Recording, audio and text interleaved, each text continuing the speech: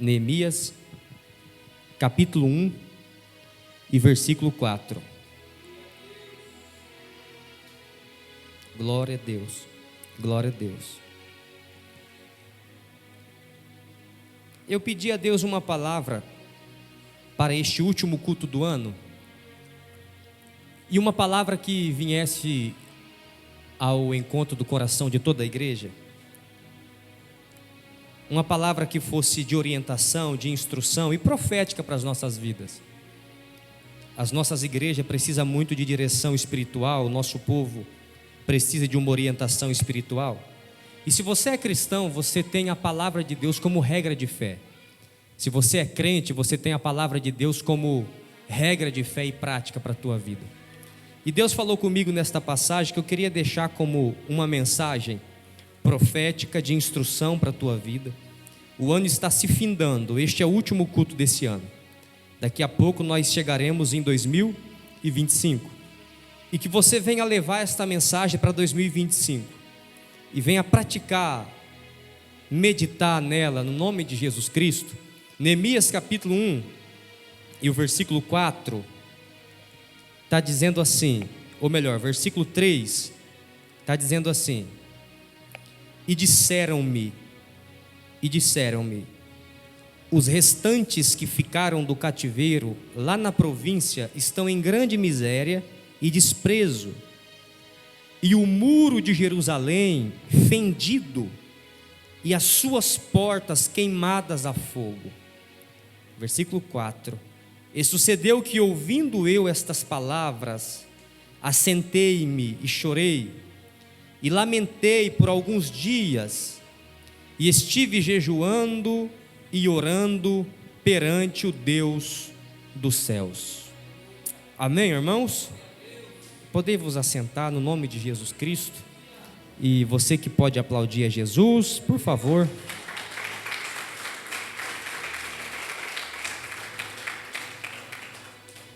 Irmãos, durante a semana toda, esta frase veio na minha mente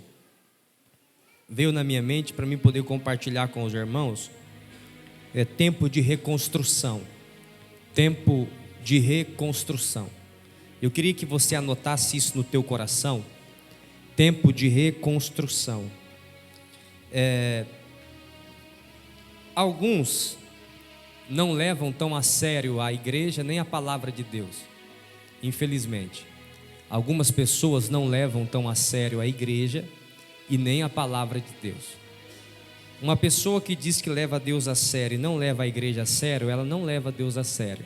Porque o único meio de você se relacionar com Deus e adorá-lo e engrandecê-lo é através da comunhão que nós temos aqui uns com os outros. Eu tenho percebido que muitas pessoas já relativizaram a palavra de Deus, e para alguns, não são para todos, tá?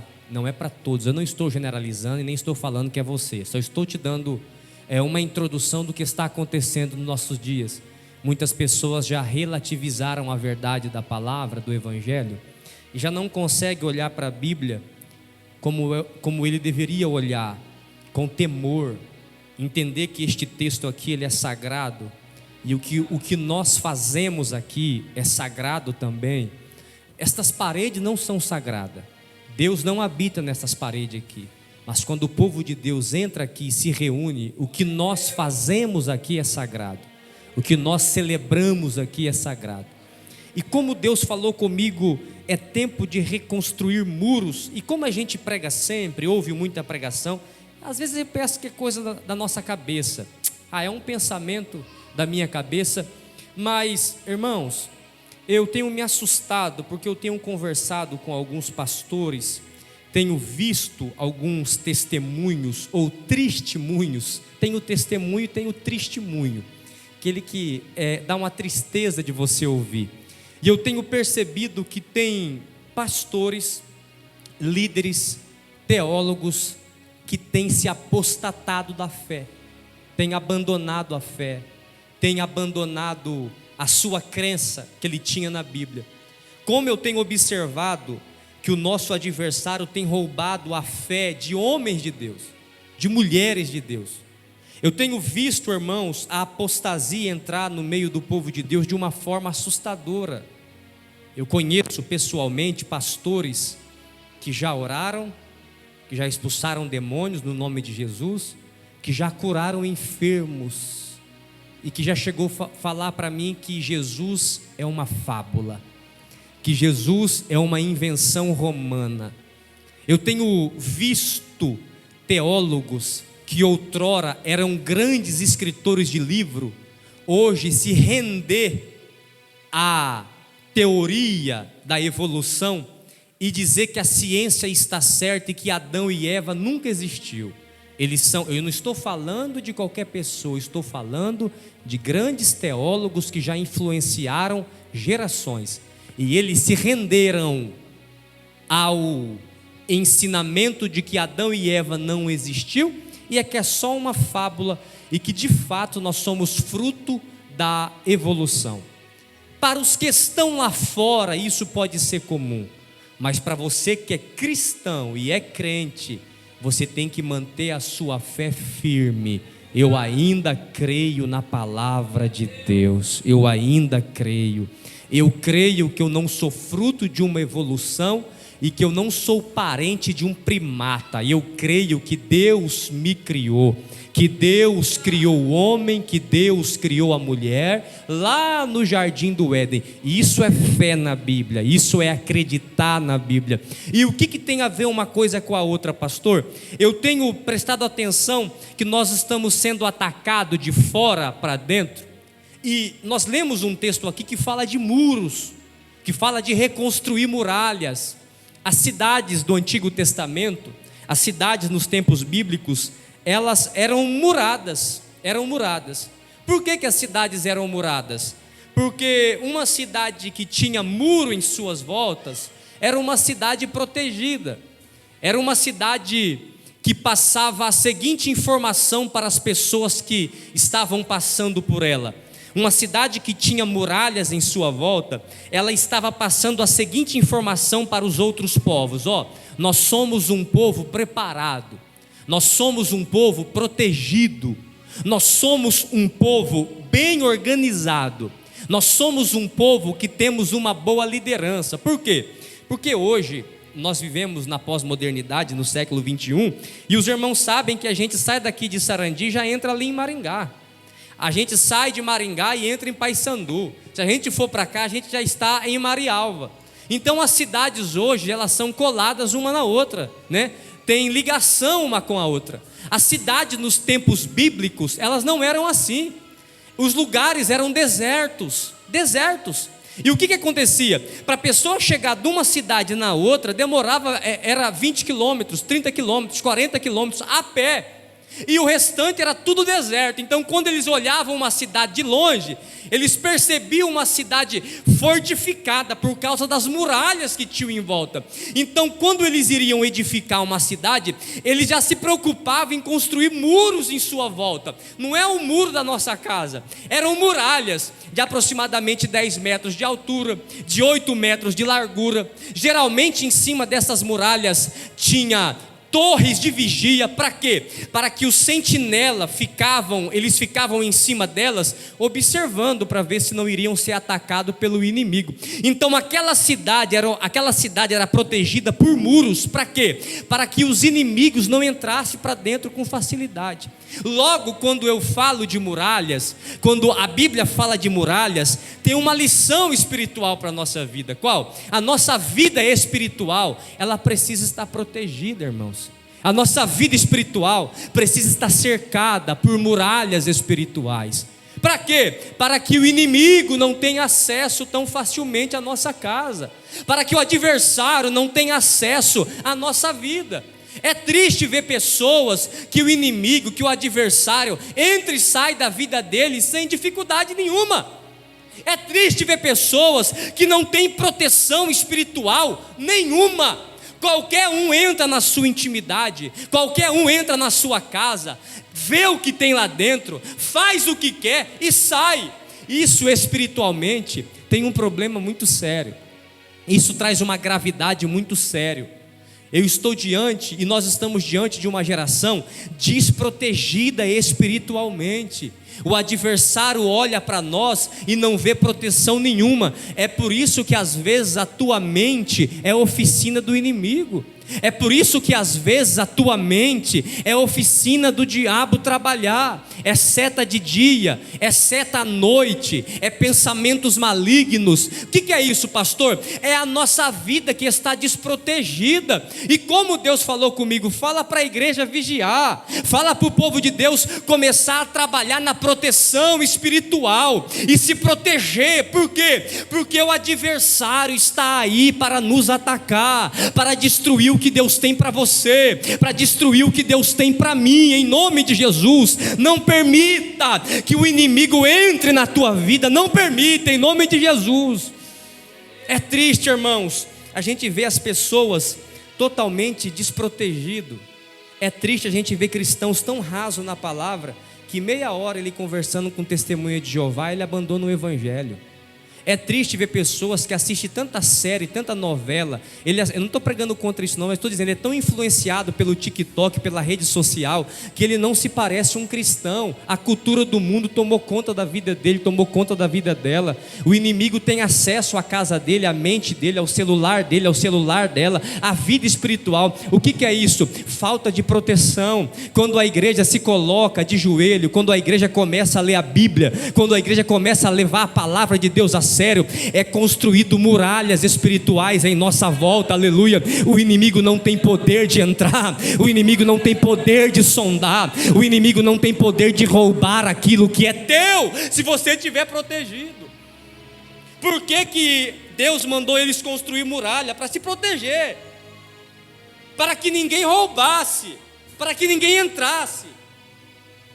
Ei, a Bíblia conta aqui que o inimigo tinha destruído as muralhas de Jerusalém, e Jerusalém estava em ruínas. Como é que está a sua vida? Como é que está seu relacionamento com Deus? A parte mais chata de ser pastor é ter que ficar pregando o tipo de mensagem que a gente sabe que as pessoas não gostam de ouvir. É chato isso. Sabe quando você se machuca e você se corta e você chega lá no médico, o médico tem que limpar a sujeira? É maravilhoso quando ele pega a esponjinha ali e vai mexer no machucado. É bom, lógico que não, é terrível.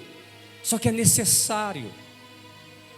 Como é que está a sua vida espiritual? Como é que está teu relacionamento com Deus? Quem é que tem te influenciado? Os influencers do século 21 ou a palavra de Deus? Qual é a cultura que reina em sua vida? Qual é a cultura que prevalece no seu relacionamento com Deus, na sua vida, no seu cotidiano? O que tem mais te influenciado? Aqueles que têm milhões de seguidores ou o evangelho? Depois que você aceitou Jesus, o que mudou na tua vida? Como que você enxerga o mundo? O que você espera do amanhã? O que te traz para a igreja? O que te prende aqui? Tudo isso são perguntas que a gente tem que fazer, porque aqui onde nós lemos, Neemias pergunta para alguém, como é que está Jerusalém? E alguém responde para ele, as muralhas estão queimadas, e as cidades estão em ruínas, foi tudo destruído. O que antigamente era sinônimo de adoração, de beleza, de unção e de glória, agora está acabado, está destruído. Infelizmente, às vezes, Deus olha do céu para cá e encontra uma igreja que outrora foi uma igreja poderosa, uma igreja militante, uma igreja avivada. E o que Ele encontra hoje? Portões destruídos, casas destruídas, famílias destruídas. Mas ainda há esperança para a tua vida, há esperança para a minha vida, ainda há esperança para nós, aleluia. Quando Deus passa os olhos para a igreja do século 21, o que Ele encontra? Uma igreja de pé, uma igreja fervorosa, uma igreja santa, ou uma igreja destruída, ou um povo que não suporta 40 minutos de culto, meia hora de pregação, ou uma igreja que não tem mais compromisso com Ele. Pastor, que mensagem é esta? É a mensagem que nós precisamos ouvir. É tempo de levantar muralhas de novo, é tempo de restaurar o altar da oração, é tempo de restaurar o altar do jejum, é tempo de restaurar o altar da comunhão, porque Ele vem aí, Jesus breve voltará. Você pode adorar, aplaudir, glorificar o nome dEle.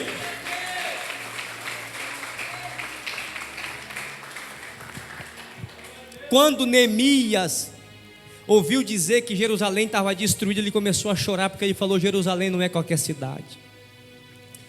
Jerusalém é o lugar da adoração, é o lugar do culto, é o lugar que Deus havia escolhido para celebrar culto ali. Irmãos, olha o que eu vou dizer para você. O que eu mais quero é que a nossa igreja prospere e cresça muito. O que eu mais quero é que a gente seja uma das igrejas mais modernas, porque não tem problema ser moderno. O que não pode acontecer é a gente trocar culto por show. Show é show, culto é culto. Igreja não é teatro. Pode até se fazer teatro dentro dela, mas ela não é teatro. Igreja não é um lugar que você paga o ingresso para escolher o que você vai assistir. Igreja é lugar da gente sentar, adorar ao Senhor Deus Todo-Poderoso e se edificar uns aos outros. Glória a Jesus. O que tem que chamar a tua atenção para a igreja não é a fumaça do altar, não é a luz baixa ou a luz alta. O que chama a tua atenção para a igreja é o fato de você fazer parte do corpo de Cristo. E você não pode viver mais sem este ambiente aqui, glória a Deus, porque aqui é o ambiente da adoração, aqui é onde nós louvamos, adoramos e ouvimos a palavra de Deus e colocamos em prática. Quando ele descobre que tudo está destruído, ele chora amargamente, ele fica em jejum, ele corre o risco de morrer. Por que ele corre o risco de morrer? Porque ele serviu o rei, e quem servia o rei não podia chegar triste diante de um rei. Você acha, irmão, que nessa época que um copeiro podia chegar desanimado na presença de um rei para servir ele? Você acha que era assim? Chega de cara feia todo dia na sala do seu patrão, chega lá, resmungando para o teu patrão, o que ele vai falar para você? Às vezes a gente faz isso na igreja, né? Faz um bico de 3 quilos e vem arrastado, mas não tem problema, vem assim mesmo.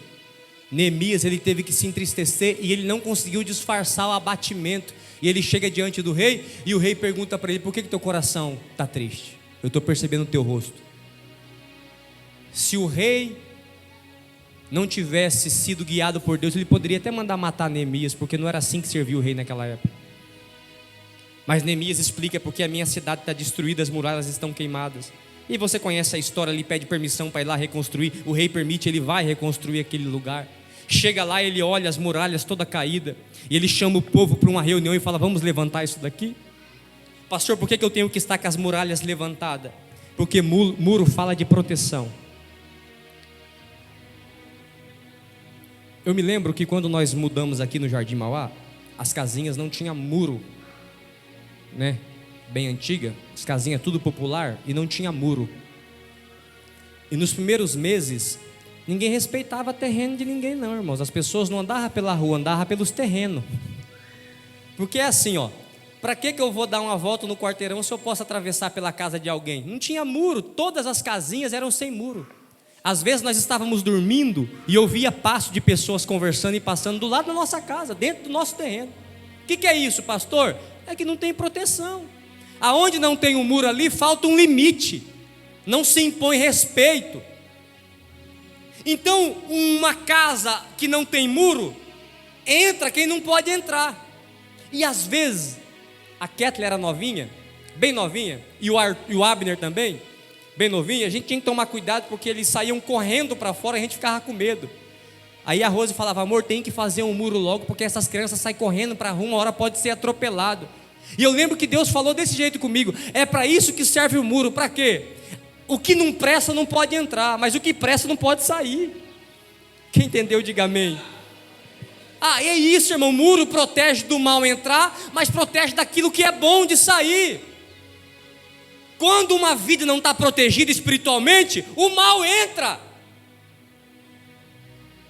Olha o que o apóstolo Pedro disse: o diabo, vosso adversário, anda ao vosso derredor, rodeando a tua vida, bramando como leão, buscando a quem possa tragar. Então, todo dia, 24 horas por dia, tem um inimigo rodeando a minha vida, rodeando a tua vida, rodeando a tua casa, louquinho para entrar. E se ele entrar, o que não presta entra, e o que é bom sai.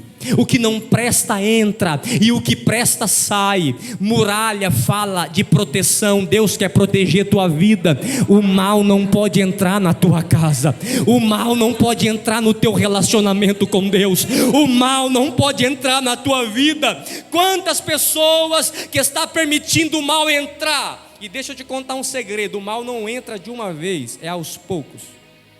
Você deve ter ouvido aquela ilustração no Facebook, em qualquer rede social, em qualquer vídeo, que se você pegar um sapo e ferver a água e jogar ele lá dentro, a hora que ele bater na água quente ele pula. Mas se você catar ele e colocar dentro da panela cheio de água fria, colocar ele no fogo e acender o fogo, e a água foi esquentando sem que ele perceba, ele não percebe que esquentou e morre lá dentro. Você está pensando que o inimigo vem de uma vez? Pá! Não, irmãos, ele vai nos anestesiando. A muralha fraca é isso. Muralha fraca é isso. Aí o mal vai entrando. Aonde o mal entra, sai o bem. Aonde entra a imoralidade, sai a santidade. Aonde entra a guerra, sai a paz. Aonde entra o caos, sai o equilíbrio. Não dá para viver junto. Então, meu irmão, ou você está santo ou você está imoral, ou você está limpo ou você está sujo. Depende das muralhas que te cercam. É isso que Deus fala com a igreja esta noite. Levanta muralhas em volta da sua vida. Em nome de Jesus, irmãos, proteja o teu relacionamento com Deus. Em nome de Jesus, em nome de Jesus. Conselho: cuidado quem que você escuta na internet. Está cheio de vídeo de pastores e de pregadores aí. Cuidado. A igreja com a proteção fraca, qualquer coisa entra nos nossos ouvidos e destrói o que tem de bom lá dentro. O apóstolo Paulo falou assim em Timóteo capítulo 4. O Espírito expressamente diz que nos últimos dias muitos se apostatarão da fé, dando ouvidos a doutrinas de demônios. Ouvido a quê? A doutrina. Ó por onde aqui que a apostasia entra, ó. Por aqui. E aí a gente está com a nossa muralha fraca.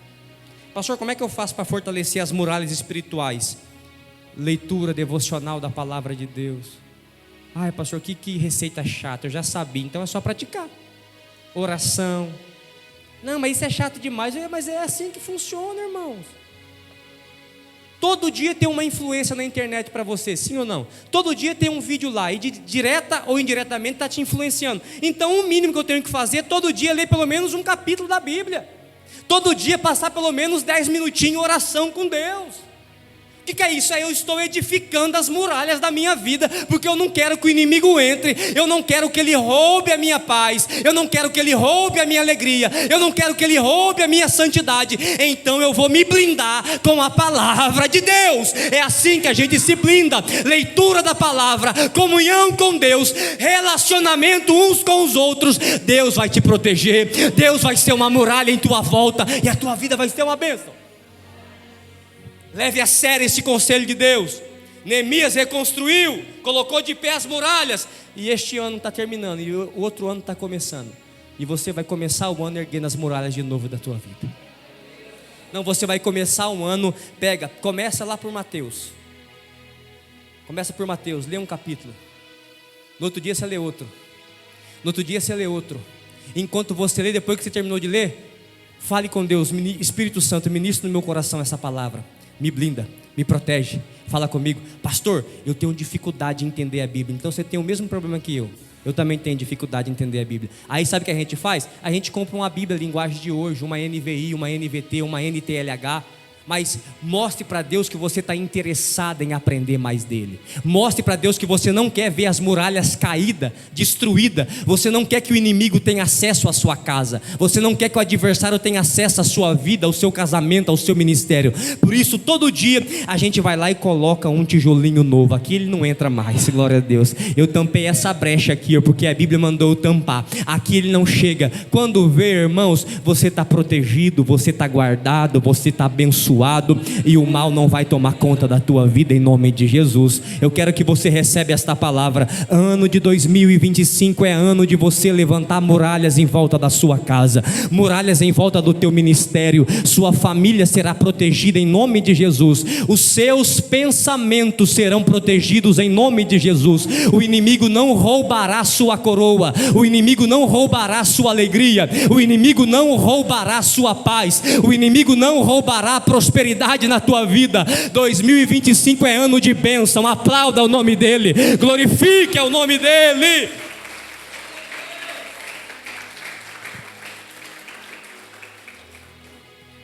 Jesus falou para a igreja em Apocalipse capítulo 3 versículo 11: eis que venho sem demora. Ó o conselho: guarda o que tens, para que ninguém roube a sua coroa. Tem gente querendo roubar adversário, inimigo. Não estou falando desse irmão do teu lado não. Adversário, inimigo. Então vigia mais. Leve o seu devocional com Deus mais a sério. Pare de ouvir qualquer um falando por aí. Está em dúvida? Peça, liga, peça conselho para alguém mais experiente que você. E esse fulano aqui, tá certo, pastor? Direto eu recebo esse tipo. E eu acho muito bom quando os membros fazem isso. Algumas vezes alguns membros ouvem alguma coisa e mandam para mim: pastor, o que o senhor acha disso? Por quê? Porque isso chama-se proteção. Não brinque com o inimigo. O inimigo não joga a gente na água fervendo, ele vai aquecendo a água aos poucos. Quando vê, a gente está anestesiado, não sente mais a presença. Aí entra a apostasia. O que é apostasia? Quando você não consegue se arrepender mais. Por isso não tem salvação, porque só existe salvação para quem se arrepende. Quem provoca arrependimento em você é o Espírito Santo. Mas se você for se conformando com o mundo, a apostasia vai entrando. E chega uma hora que a pessoa está muito bem no mundo. Se você está neste mundo chamado mundo de pecado e se sente muito bem nele, cuidado. Cuidado. É tempo da gente erguer muralhas novamente, em nome de Jesus. Eu queria convidar aqui o grupo de louvor. Vocês podem ficar do jeito que vocês estão mesmo. Eles vão louvar um hino agora. E é um hino de gratidão. É um hino de agradecimento. Eu queria que você louvasse. Você conhece esse hino? É um hino para a gente agradecer a Deus por 2024. Talvez as suas muralhas espirituais estão destruídas, mas eu quero convidar você a louvar com eles. Logo após o louvor, nós iremos fazer uma oração poderosa. E você não vai embora não, que vai ter uma confraternização aqui. E você é meu convidado a ficar sentadinho no seu lugar. Os obreiros vão passar servindo vocês e vai ser uma bênção. Amém? Aleluia, Deus poderoso, que palavra maravilhosa. Que neste ano de 2025 possamos, como o pastor pregou, colocar um tijolinho por dia em nossa muralha, para blindar as ações do inimigo. Aleluia, glória a Deus. O pastor pediu para a igreja permanecer sentado, mas eu queria pedir só mais uma vez para a igreja se colocar de pé, que é algo que Deus colocou no meu coração desde quando começamos a ensaiar esta canção. Que aqueles que quiserem, pegue na mão do seu irmão,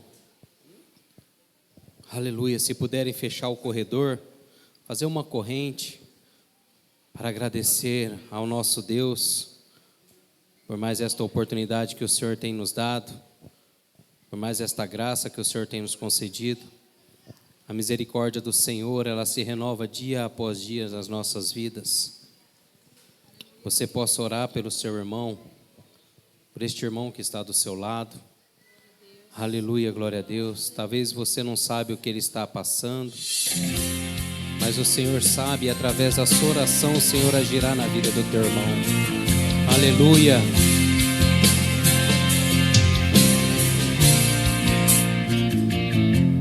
Pelo sol da manhã, obrigado, Jesus.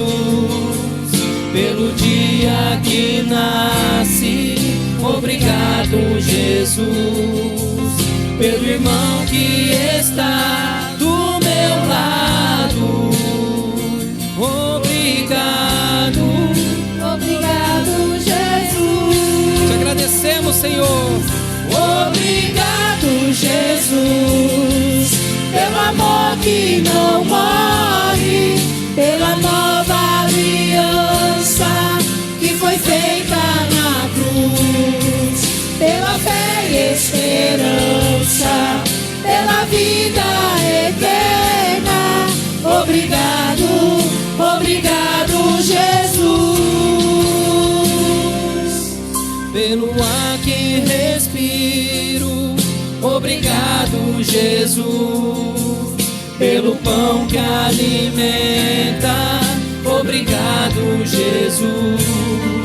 Pela chuva que cai sobre a terra, obrigado, obrigado, Jesus. obrigado, Jesus, pelo amor que não morre, pela nova aliança que foi feita na cruz, pela fé e esperança, pela vida eterna. Obrigado, obrigado, Jesus. Obrigado, Jesus, pelo amor que não morre, pela nova aliança que foi feita na cruz, pela fé e esperança, pela vida eterna. Obrigado, obrigado, Jesus. Te agradecemos, ó Deus querido e poderoso. Tu és fiel, Senhor Jesus. Obrigado, meu Deus.